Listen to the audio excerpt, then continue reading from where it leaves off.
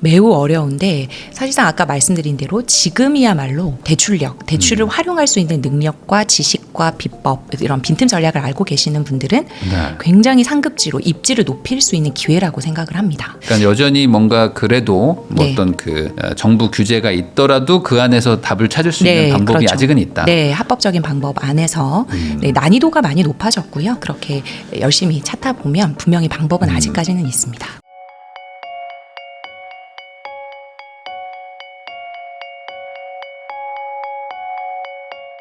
풀팩 강현옥 대표님하고 이야기 나누고 있는데요. 그 방금 이제 말씀하신 것처럼 전반적으로 지금 뭐 대출도 받기 힘들고 뭐 전세도 어렵고 뭐 월세밖에 답이 없는데 이거 월세 가도 답 이거 아닌 것 같아라고 해서 이제 집을 살려고 알아보면 또 계좌도 못 받고.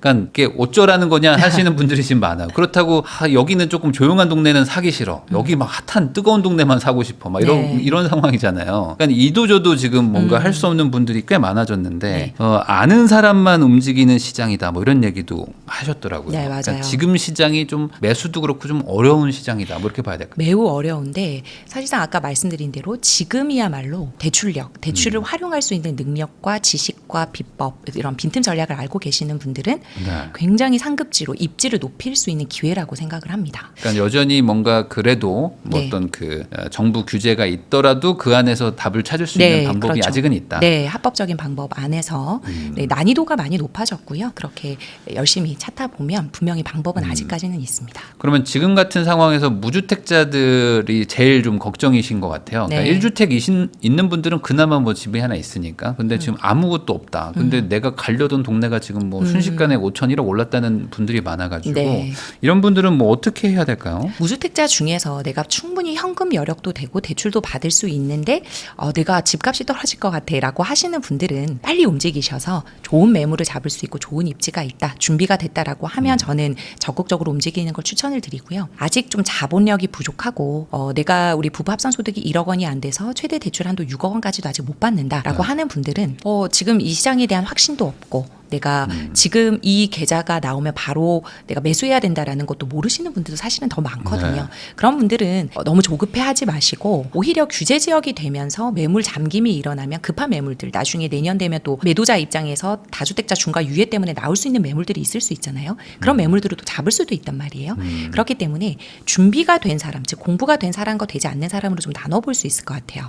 즉 내가 계속 시장을 지켜보고 있었는데 내가 가려고 하는 곳에 내가 현금력과 자본력과 대출력이 있고 매물이 있다라고 하면 적극적으로 움직이시라. 그러나 내가 아직까지 소득도 그렇게 많이 받쳐주지 않아서 6억 대출도 못 받고 공부가 준비가 좀 덜 됐다라고 하시는 분들은 조금 더 시장을 바라보면서 시장을 떠나지는 마시고요. 그 다음 기회를 보시는 게 좋지 않을까.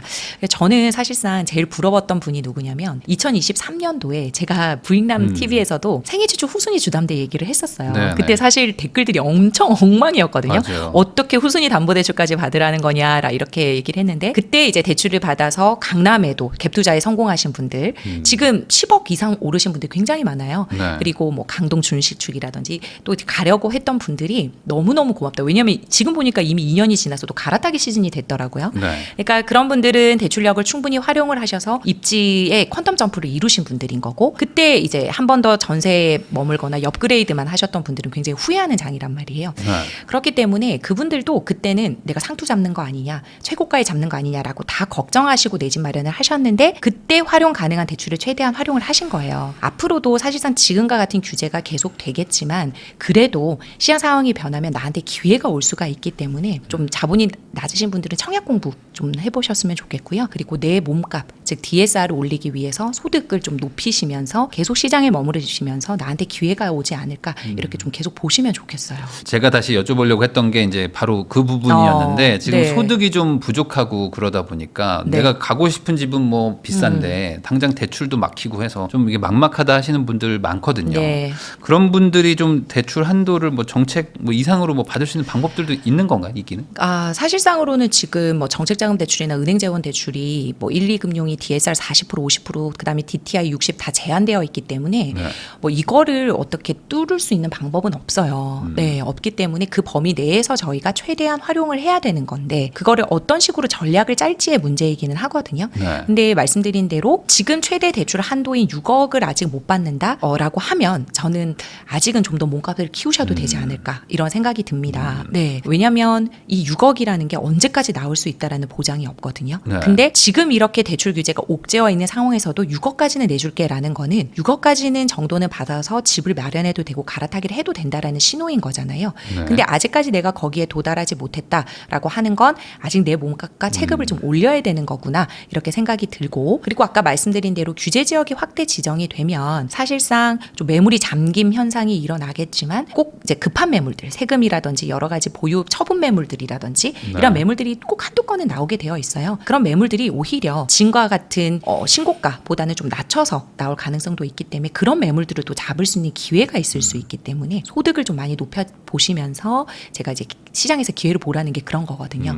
네, 그래서 내년도 5월이 또 5월 전이 기회가 되지 않을까. 네. 왜냐하면 이제 양도세 중과 유예되기 전에 또 이제 나오는 매물들이 또 분명히 있을 수도 있기 때문에 제가 이미 양도세 중과가 된다라는 걸 전제로 이제 말씀을 네. 드리는 것 같은데 지금 쓸 수 있는 카드가 그거밖에 없으니까요. 그러면은 아까 잠깐 얘기해 주셨지만 후순위 대출이 지금 막힌 건가요? 막혔죠. 왜냐하면 6억 원까지 대출을 받으면 전입을 6개월 내로 해야 되니까요. 네. 그러니까 이제 후순위 대출은 안 되고 그냥 네. 뭐 어떤 정책 내에서 해야 된다. 최대한 뭐 할 수밖에 없는데 지방은 가능합니다. 지방은 여전히 그 후순위가 네, 가능하고요. 네. 근데 지방 후순위 대출 받아서 투자하는 분들이 많은가요? 많지 않죠. 많지 않고 지방도 사실 오를 곳은 오르잖아요. 네. 공급이 정리된 곳이라든지 신축단지 위주로 분양권 거래가 활발해지고 있고, 그다음에 학군지 위주로도 충분히 대장단지 위주로는 이제 움직이고 있기 때문에 그런 곳을 한번 내가 노려보겠다 하는 분들은 여전히 대출 전략을 활용할 수가 있는 거죠. 자, 그럼 이제 무주택자분들은 뭐 능력 안에서 최대한 움직여라 이렇게 정리를 해주신 것 같은데 네. 지금 1주택자분들이 사실 더 골치 아픕니다. 맞아요. 무주택자분들 그냥 사면 그만인데 이분들은 팔고 사야 되는데 이게 네. 지금 정말 어려운 꼬여 있는 판인 것 거죠. 같아요. 네. 1주택자분들은 좀 어떻게 해야 돼요? 1주택자는 사실상 처분을 해야 그 자금으로 그 다음 텀으로 올라간단 말이에요. 네. 근데 그래서 처분을 빨리 잘 하셔야 돼요. 그러니까 내 욕심에 맞춰서 그 가격을 받으려고 하시면 안 되고 내가 가고자 하는 곳이 더 빨리 오를 수가 있기 때문에 그냥 어느 정도 선에서 빨리 매도를 하고 나는 조금 손해를 보더라도 이 정도는 매도하고 바로 간다라는 전략으로 하셔야 이번에 좀 이렇게 낙동강 오래 할 신세가 안 될 것 같아요. 네. 오히려 내 집은 팔았는데 다시 내가 가고자 하는 곳을 못 잡아서 돌아오려고 했는데 내 집도 올라와 있는 그런 상황도 있거든요. 그래서 그런 상황을 마주하지 않기 위해서는 내 집을 빨리 팔고 그 다음 집을 바로 잡는 이 텀을 굉장히 줄여야 되겠죠. 요즘에 그 문제가 있더라고요. 그러니까 내가 이거 어쨌든 팔고 가야 되니까 우선 매도하고 집을 사러 갔는데 막상 사겠다고 하니까 계좌를 안 줘요. 네. 이 완전 그러니까 낙동강 너무 오리여야 되는. 많아요. 그러니까 그러다 보니까 이거 쉽사리 팔지도 못하겠다는 걱정들도 있단 네, 말이에요. 네. 뭐 어떻게 해야 돼요? 뭐 동시에 거래를 해야 그러니까 돼요? 부동산 소장님 지금 이제 임장을 많이 다녀서 부동산 소장님한테 저희 네. 상황을 다 얘기한 다음 소장님 저 지금 뭐 이렇게 해서 팔려고 했고 이 정도 가격이 내놨으니까 보통 이런 분들도 있더라고요. 같이 해주세요. 매도권과 매수권을 동시 진행해 주세요. 네. 그러면 부동산 소장님 입장에서도 수수료를 많이 받으실 수 있으니까 열심히 하시거든요. 왜냐면 그게 팔려야 여기에 매수한다는 걸 아시니까. 네. 그래서 한 부동산에 매도권과 매수권을 같이 내둔 그런 분들도 이제 늘어나고 있고, 그 다음에 이제 내가 그 매물을 잡기 위해서 소장님과 긴밀한 연락을 통해서 내가 이 가계합금 들어오면 바로 여기 가계합금 쏘겠습니다. 네. 라고 하면서 지금 이렇게 임장을 하시는 분들도 많죠. 그래가지고 네. 지금은 그러니까 나도 계좌를 줘야 되고 여기도 네. 계좌를 받아야 받아야 되니까 되는. 잠깐만요. 제가 계좌 받으면 할게요 하고 네. 계속 기다리고 있는 분들 엄청 많아요. 그래서 결국은 현금이 있으시고 바로 털린, 즉 내 집이 네. 처분된 분들이 유리한 시장이죠. 어쩔 수 없어요. 네. 정책자금 대출 받아가지고 집 사는 게 사실은 되게 유리했었는데 맞아요. 지금은 또 한도가 좀 내려가다 보니까 이 금리는 좀 싸도 이거 집 못 사겠다 네. 하는 분들도 많아요. 네. 그러니까 이 정책자금 대출 대상자가 되는 분들은 그럼에도 불구하고 정책자금을 최우선으로 좀 생각을 해야 되는 건지 뭐 어떻게 하는 게 좀 전략적으로 좋은 선택일까요? 진짜 애매한 질문인 것 같아요. 예전에는 제가 정책자금 대출을 적극적으로 활용을 해서 네. 보금자리론도 괜찮다라고 하면서 6억 미만의 매물을 잘 잡아서 그게 한 7억 정도 되는 매물이 되면 좋지 않겠느냐, 빨리 이제 잡으셔라 이렇게 했는데 지금은 말씀드린 대로 한도 자체가 많이 줄어서 근데 자본금도 이제 많이 필요한데 그러면 차라리 6억의 매물을 잡는 것보다 좀 더 은행 재원 대출을 많이 받아서 8억, 9억인 그 매물을 잡는 게 상승 여력이 더 있지 않을까. 네. 저는 좀 그렇게 보고 있어요. 금리 차이가 좀 많이 나요? 금리 은행하고. 차이가 이제 비니돌 같은 경우는 2%대고 그다음에 뭐 1금융권 같은 경우는 4%니까 당연히 1.5% 이상이면 많이 차이가 거겠죠. 네. 그러니까 금리에 굉장히 민감하신 분들은 그냥 나는 정책자금 대출 받을래 이렇게 하시는데 나는 한도와 급지가 더 중요하다라고 하시는 분들은 어떻게든지 은행 재원 대출을 통해서 급지를 높이려고 하시는 거죠. 이자라는 것도 결국에 뭐 매수한 뒤에 내는 건데 네. 한도가 내려가 보니까 매수 자체를 못하는 네. 게 뭐 무슨 의미가 있겠느냐? 네. 약간 이런 지금 얘기를 근데 해주신 뭐 예를 들어 저는 이게 상승률을 말씀을 드리는데 대출이라는 것도 저희가 좋은 빚으로 잘 활용을 하려면 네. 오를 집에 저희가 대출을 잘 활용을 해야 되는 건데 그 오르는 여력과 확률 자체가 가격은 과학이잖아요. 사실상 사람들의 그 심리와 수요를 정확하게 반영하는 지표라고 생각을 하는데 5억이 6억이 되는 것보다 8억이 10억 되는 게 훨씬 확률이 더 크단 말이에요. 그러면 확률이 큰 곳에 제대로 된 입지에 있는 곳에 파킹을 하는 것이 대출을 같은 원리금 상환을 할 때 부담이 덜하고 더 좋은 투자가 아닐까 저는 그렇게 생각을 해요. 너무 이자에 집착할 필요가 네, 없을 수 없고, 있다. 네, 그래서 차라리 입지 위주로 가는 게 낫지 않을까. 예를 들면 규제 지역으로 저게 전 지역이 다 묶여버리면 억울하게 묶인 지역이 분명히 있거든요. 입지는 네. 괜찮은데 그러면 그런 곳을 공략을 해보는 게 좋지 않을까. 그러니까 만약에 같은 조건이고 보통 한 연봉 5, 6천 정도에서도 많이 움직이시는데 한 5천이신 분들은 한 3억 이상 대출 나온단 말이에요. 네. 그러면 본인의 자본에 따라서 뭐 평수를 낮춘다든지 충분히 여러 가지 활용 방법을 가져갈 수 있는 건데 정책자금 대출은 2억으로 막혀 있고 4억으로 막혀 있고 이렇게 되는 거잖아요. 그러니까 이제 또 주택 가격 자체도 막혀 있는 거니까 뭐 5억 이내, 6억 네. 이내, 9억 이내 이렇게 되는 거니까 좀 입지는 낮추지 마시고 오히려 평수를 조금 낮춰서 좋은 매물을 잘 잡으시는 게 좋지 않을까. 네. 저는 개인적으로 그렇게 봅니다. 이자는 뭐 한 1, 2% 정도 차이 날 수도 있지만 2%까지는 아니더라도 한 1% 정도 차이 1% 정도. 네, 그 날 수 정도면 있는데. 뭐 엄청 크다고 말하기도 뭐하죠. 뭐 금액으로 봤을 때. 얼마 어떻게 활용하는지에 따라 각 가정별로 정말 다른 것 같은데요. 네. 이게 또 같은 매물을 또 놓고 봐야 돼요. 내가 이 정도 자본금에 이 입지를 사는 게 맞는지 본인의 자본금과 체급에 비해서 굉장히 낮은 매물을 잡아오시는 분들도 굉장히 네. 많거든요. 그러니까 그런 걸 지양하시라는 거예요. 그러니까 제가 5, 6억대 매물이 무조건 나쁘다라는 게 아니라 본인의 자본금, 대출력에 비해서 너무 낮은 매물을 보지 마시라. 네, 충분히 최상급지로 갈 수 있다면 거기까지 가시는 게 맞지 않겠나 이렇게 보고 있습니다. 그러면 이제 뭐 소득이 높으신 분들 이런 분들은 다 6억으로 제한이 되니까 내 능력을 못 쓰지만 반대로 지금 뭐 연봉을 아까 말씀해 주신 대로 뭐 5, 6천 뭐 이런 분들 뭐 1억이 안 되는 분들은 사실 내 능력 최대치로 써도 규제 한도 안에잖아요. 네.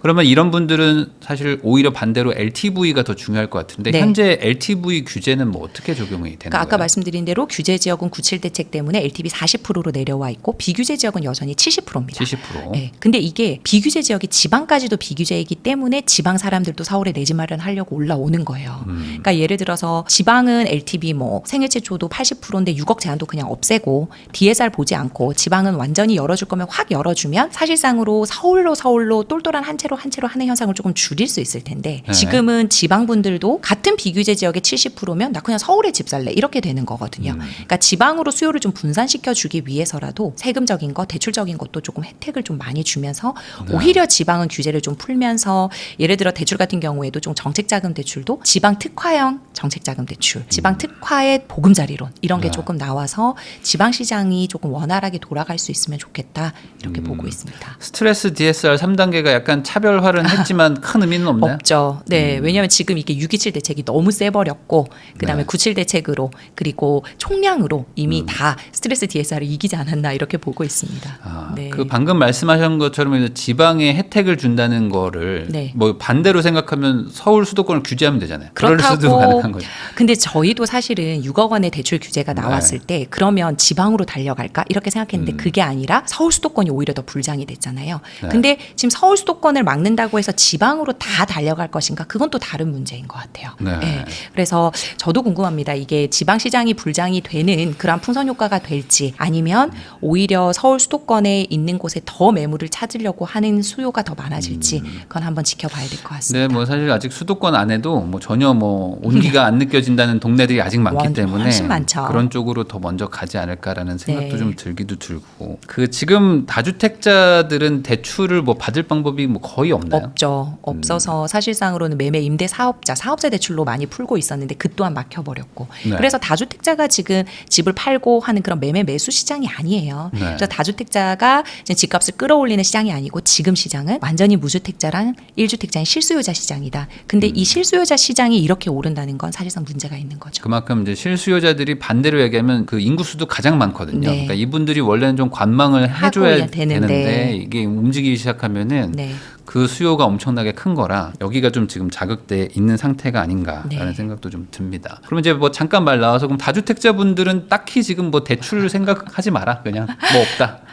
다주택자분들은 오히려 세금 걱정을 조금 아. 하셔서 빨리 정리할 건 정리하시고 네, 조금 이렇게 체급을 조금 줄이시는 게 좋지 않을까 이런 생각이 좀 들고요. 반대로 네. 다주택자분들은 지금 전세금 반환 대출이나 네. 뭐 이분 내보내고 집을 비워둬야 되고 뭐 이런 것들을 고민할 때가 있는데 네. 그런 걸로도 대출이 안 돼요. 지금. 그렇죠. 네, 다주택자 같은 경우에는 조금 일부 이금융권 같은 경우에 좀 밀어 넣어서 할 수 있는 은행들도 있기는 있어요? 한데, 네, 굉장히 지극히 드뭅니다. 어. 네, 만약에 이제 필요하시면 메일 주시면 네. 또 이제 상담해드리도록 그러니까 하겠습니다. 된다는 게 뭐 금액으로 치면 뭐 어느 정도나 그것도 이제 627 대책 전에 매매 계약권, 전세 계약권 이런 거 다 조건을 또 따져봐야 돼요. 네. 그리고 이제 후속 세입자를 어떻게 구할 건지 LTV 비율과 그다음에 기존에 있는 근저당 설정 금액 이런 것도 다 비교를 해야 되기 때문에 개별로 다 봐야 돼요. 그러면 지금 또 걱정되는 분들 중에 하나가 이제 이 꼭 뭐 이렇게 옮기고 이게 아니라 이미 사기는 샀어요. 뭐 예를 들어 6월 28일 이후에 뭐 사긴 사셨는데 네. 순수하게 나는 여기 이미 뭐 전세 낀 물건들밖에 살 수가 없어서 우선 샀어요. 네. 그리고 나서 나중에 이제 전세 입자 내보내고 실거주 해야지 했는데 이것도 지금 막혔잖아요. 네, 그러니까 627 대책 전에 매매권, 그다음 627 대책 전에 전세 임대권은 살려주고 있는데 그 이후는 이미 내가 규제가 나왔는데 했어라고 하고 이제 봐주지 않는 거죠. 네. 네, 그래서 사실상으로는 그 이후 거는 좀 힘들다. 그러면 근데 1억 대출인가요? 1억이죠. 왜냐하면 생활하는 자금 대출의 일종이니까. 근데 또 이것 또한 이제 총량이 풀리고 그때 당시 상황에 가서 대출 규제가 풀리는 거 보면 지금 이제 27년 거를 논할 수는 없거든요. 네. 네, 그래서 26년의 후반기도 알 수가 없고 하반기도 알 수가 없기 때문에 왜냐하면 시장 상황이 어떻게 될지 알 수 없는 거잖아요. 지금 현 상황에서는 조금 불편하고 좀 안 된다고 하지만 이제 본인이 진짜 원하실 때 그리고 필요하실 때 한번 시장 상황을 보면서 저희한테도 문의를 주시고 하면 되는 방법을 한번 찾아보면 그때 확답을 드릴 수 있지 않을까 이렇게 보고 있습니다. 그러면은 반대로 627 대책 전에 집을 사셨고 그 전에 전세도 이미 맞춰놓으신 네. 분들 이제 뭐 계약갱 신청권 쓰네 네, 만에 네. 하는 분들 조만간 오잖아요. 네, 그런 분들은 거의 구제되고 있어요. 총량이 있으면. 네. 그러면 그런 분들은 예를 들어 뭐 다주택자면 네. 전세금 반환 대출이 나와요? 네, 전세금 반환 대출이 그전 종전 규정으로 나오기 때문에 근데 대신에 LTV DSR 범위 내에서 나오는 범위 내에서. 거거든요. 그래서 1억 원에 국한되지 않아요. 그러면은 지금 예를 들어 그 6억 제한이 있잖아요. 네. 그러면 6억밖에 안 나오나요? 아니요. 그거 아니면? 6억 제한은 주담대에 대한 구매 자금 대출인 거고 네. 이거는 생활하는 자금 대출의 일종이기 때문에 LTV DSR 범위 내에서 전세 반환 보증 범위 내에서 계산해서 그러면 나갑니다. 강남 3구 같은 경우에는 네. 예를 들어 요번에 이제 50%에서 40% 내려갔잖아요. 네. 그럼 40%를 적용하는 거예요? 아니면 옛날로? 옛날 그 627 50% 대책 해준다는 전에 걸로 가는데 그 또한 전세 반환 자체가 그 LTV 범위 내에서 많이 나가거든요. 네. 네, 그래서 50% 그렇게 계산하는 게 아니고 전세 퇴거 자금 대출은 1억 원 이상도 가능한데 LTV DSR 범위 내다 이렇게 보셔야 돼요. 왜냐하면 그게 6억 한도 이거는 매매 자금 대출권이고 이건 네. 생활안정 자금 대출권이기 때문에. 네. 네. 그래서 여기는 어쨌든 기존의 어떤 종전 그 규정으로 규정으로 적용이 된다. 되니까 네, 개별로. 뭐 627 대책 이전에 과는- 하신 분들은 네. 뭐 과거랑 똑같다. 1억 이상도 받을 수 있다. 정도로만 네. 생각하시면 될 것 같고요. 네. 그럼 이제 마지막으로 요즘에 뭐 비아파트 쪽 네. 이런 거 가지고 계신 분들도 뭐 퇴거 자금도 걱정하시는 분도 있고 뭐 이것도 팔아야 돼서 공실로 둬야 된다 이런 분들도 많은데 뭐 빌라나 오피스텔 이쪽 뭐 특히 오피스텔은 지금 대출이 좀 다를 것 같은데 어떻게 해야 되나요? 그러니까 오피스텔 같은 경우가 오히려 대출 규제를 피한 수혜라고 볼 수 있죠. 그러니까 예를 들어 오피스텔 같은 경우에는 같은 오피스텔과 아파트가 같이 있는 곳이라고 하더라도 LTV 50%. 네. 그게 6억 원 한도에 제한이 되지가 않아요. 네. 뭐 타워 팰리스도 그렇고 네. 뭐 공동형 롯데캐슬이라든지 여러 가지로 우리가 입지가 좋은 곳에 오피스텔도 함께 섞여 있는 곳 있죠. 네. 거기는 그 DSR과 LTV 범위 내에서 7, 80%까지도 네. 갈 수가 있기 때문에 이 단지는 보통은 지금 627 대책 때문에 6억까지밖에 못 받는데 여기는 15억도 나오기도 하고. 네. 그러니까 같은 아파트고 오피스텔인데 입지가 같이 있는데 그렇게 되기 때문에 입지가 좋은 곳에 오피스텔은 오히려 수혜를 받고 있는데 매물이 없습니다. 네. 네. 그래서 지금은 오피스텔이 대출 규제에 있어서 굉장히 좋다. 그리고 오피스텔도 개인 대출로 풀 건지 사업자 대출로 풀 건지도 또 다르거든요. 그렇게 해서 또는 매매 임대사업자로 풀 건지도 또 달라지는 문제인데 그럼에도 불구하고 개인 대출보다는 훨씬 많이 잘 나올 수밖에 없기 때문에 그러면 오피스텔 투자를 해야 되느냐? 또 저는 좀 조심해서 봐야 된다고 생각해요. 네. 지금처럼 굉장히 입지가 받쳐주고 그리고 가치 오름세를 가져가고 있는 곳의 오피스텔은 충분히 투자 가치가 있지만 이게 같이 돼 있다 하더라도 이 오피스텔의 오름폭이 좀 이렇게 좀 많이 차이가 나는 곳이 꽤 많거든요. 네. 아파트는 오르고 있는데 오피스텔은 오히려 떨어지는 그러한 시세 트래킹을 보이는 곳도 많아요. 그렇기 때문에 모든 오피스텔이 다 수혜를 받는다. 대출이 풀려 있기 때문에 글로 가셔라. 그렇게는 추천드리고 싶지 않아요. 그래서 저는 대출 규제가 나왔다고 해서 변칙성 상품으로 즉 대출이 풀려 있는 곳에 매물이라든지 또는 그런 상품을 보시는 거는 좀 지양을 하시는 게 좋지 않을까. 예를 들면 우리 20년, 21년도에는 생활형 숙박시설이라든지 네. 도생이라든지 이런 오피스텔, 아파텔 이러한 그 대출 수요도 굉장히 많았잖아요. 근데 그러한 곳 때문에 묶여서 계륵같이 처분이 안 되고 세금을 더 내고 하는 분들이 굉장히 많아서 곤욕을 치른 경우도 많았단 말이에요. 그래서 지금은 입지가 같이 동반 상승하는 곳이고 가격이 동반 상승하는 곳이면 오피스텔이 대출 규제에 벗어나서 너무 좋은 상품이지만 네. 이게 입지의 동반 상승, 가격 여력 상승이 조금 불투명하다라고 하면 오히려 더 조심해서 접근하셨으면 좋겠습니다. 그러면 예를 들어 뭐 강남에 있는 오피스텔은 뭐 70%도 나오는 거예요? 근데 이게 사업자 대출로 풀었을 경우에는 그런 식으로도 가능한데 그게 이제 개인 대출로 풀 경우에는 어차피 LTV, DSR 범위 내예요.